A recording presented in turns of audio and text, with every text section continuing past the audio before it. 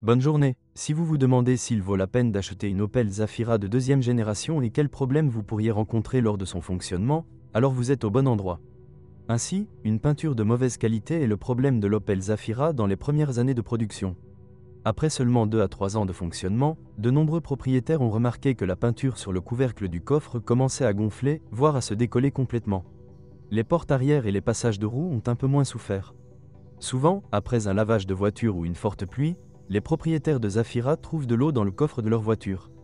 Après un examen plus approfondi du problème, il s'avère que de l'humidité pénètre à l'intérieur par un joint qui fuit dans le feu stop supplémentaire. Une autre méthode possible consiste à utiliser un écrou desserré qui fixe le support d'antenne. Si de l'eau se trouve également dans les pieds du passager avant, cela est probablement dû à des trous d'évacuation bouchés. Un autre point faible de la fourgonnette est l'ondulation protectrice des fils du faisceau électrique.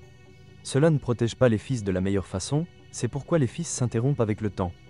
En conséquence, le verrouillage centralisé ne commence pas à fonctionner du premier coup et, une fois verrouillé, les serrures des portes peuvent même échouer. Au fil du temps, le fil allant à la serrure électrique de la porte du coffre pourrit, après quoi il ne sera plus possible d'ouvrir la 5e porte de la manière habituelle. Les craquements et les grillons à l'intérieur de l'Opel Zafira ne sont pas rares. D'autres problèmes intérieurs se résument au sifflement du moteur du système de chauffage, qui apparaît généralement après un kilométrage de 120 à 150 000 km. Heureusement, se débarrasser de ce méchant grincement n'est pas difficile. Il suffit de lubrifier la bague du moteur. Résoudre un problème avec un compresseur de climatisation qui tombe en panne après un kilométrage de 120 à 150 000 km est beaucoup plus difficile. Il faut également s'attendre à des surprises de la part du module électronique situé sous le volant. En raison de mauvais contacts, le signal sonore ou les indicateurs de direction peuvent tomber périodiquement en panne. À un moment donné, Opel a même mené une petite campagne de rappel, après quoi un support métallique a été ajouté à la conception pour améliorer la connexion des contacts. Des groupes motopropulseurs essence et diesel étaient disponibles pour l'Opel Zafira. Mais dans notre pays, les moteurs essence de 1,6, 105 ou 115 chevaux, et de 1,8 litres, 140 chevaux, sont traditionnellement très demandés. Quant aux unités diesel, les acheteurs pouvaient choisir entre un moteur de 1,7 litres d'une capacité de 110 ou 125 chevaux et un moteur de 1,9 litres qui, selon le degré de suralimentation, pourrait développer 100, 120 ou 150 chevaux. Sur le marché d'Europe occidentale, une modification avec un moteur de 1,6 litres fonctionnant au gaz naturel était très demandée, mais dans notre pays, elle est pratiquement introuvable. Encore plus exclusif est le Zafira OPC, chargé, avec un moteur turbocompressé de 2 litres développant 240 chevaux. Les moteurs à essence et diesel utilisent un entraînement par courroie de distribution. L'intervalle officiel de remplacement de la courroie de distribution est assez long, 150 000 km. Cependant, les mécaniciens recommandent de ne pas prendre de risques et de changer la courroie tous les 100 à 120 000 km, car les situations où la courroie se cassait après un kilométrage de 130 à 140 000 km se produisaient assez souvent.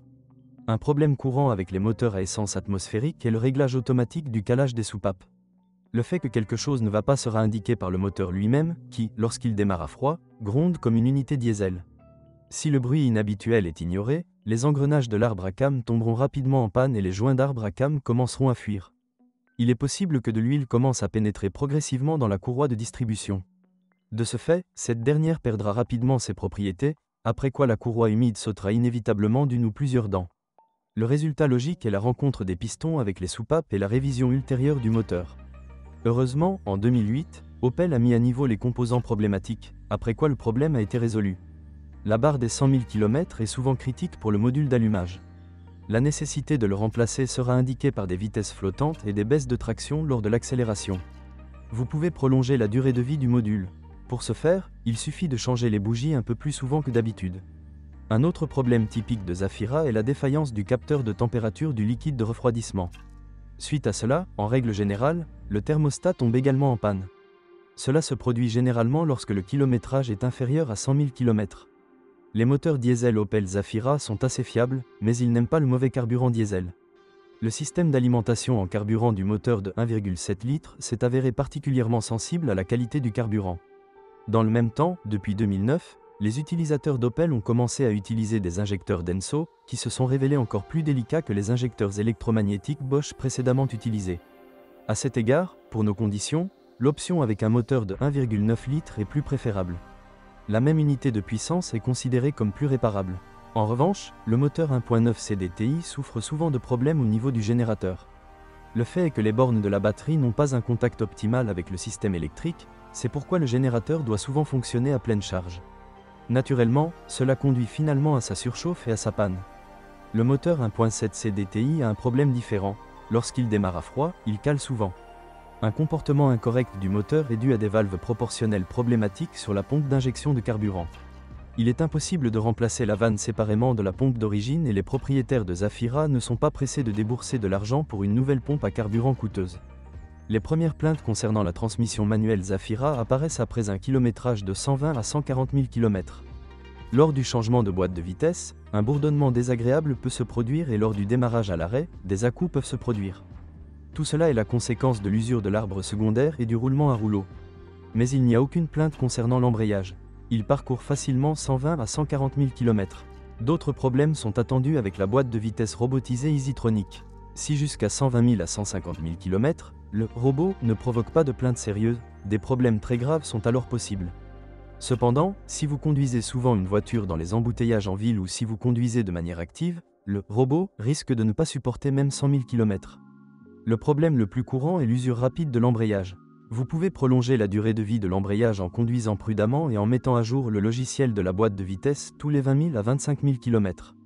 La transmission idéale pour l'Opel Zafira est une boîte de vitesse manuelle conventionnelle. Les problèmes avec cela sont extrêmement rares. Sur la nouvelle Zafira, les propriétaires ont parfois remarqué un léger sous-remplissage d'huile dans la transmission automatique. Mais comme toutes les voitures ont déjà été soumises à un service pétrolier au moins une fois, cet inconvénient a depuis longtemps été éliminé. Structurellement, la suspension Zafira n'est pas différente de celle de la berline Opel Astra. Un motif McPherson à l'avant et une poutre transversale à l'arrière. Si vous conduisez le Zafira avec prudence et principalement sur des routes lisses, les premières réparations sérieuses de la suspension devront être effectuées à plus près de 100 000 km. Bien sûr, la carrosserie de la fourgonnette suggère que le Zafira sera souvent conduit avec l'intérieur et le coffre entièrement chargé. Dans ce cas, les consommables les plus faibles de la suspension devront être remplacés après 50 000 à 60 000 km. Les jambes de force stabilisatrices seront les premières à être remplacées. Même pour les conducteurs prudents, ils durent rarement plus de 30 000 à 40 000 km. Avec des charges complètes fréquentes, les ressorts arrière se cassent souvent et les roulements de roue tombent en panne prématurément. Les amortisseurs avant durent plus longtemps, au moins 100 000 km. Quant aux amortisseurs de la poutre arrière, il vaut mieux les changer préventivement après un kilométrage de 120 000 km. Le fait est qu'ils sont fabriqués à partir de caoutchouc, qui perd ses propriétés d'origine en vieillissant. Les bielles et extrémités de direction peuvent supporter plus de 100 000 km. Et ces pièces détachées sont assez bon marché.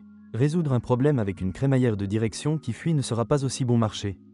Il en va de même en cas de direction assistée défaillante.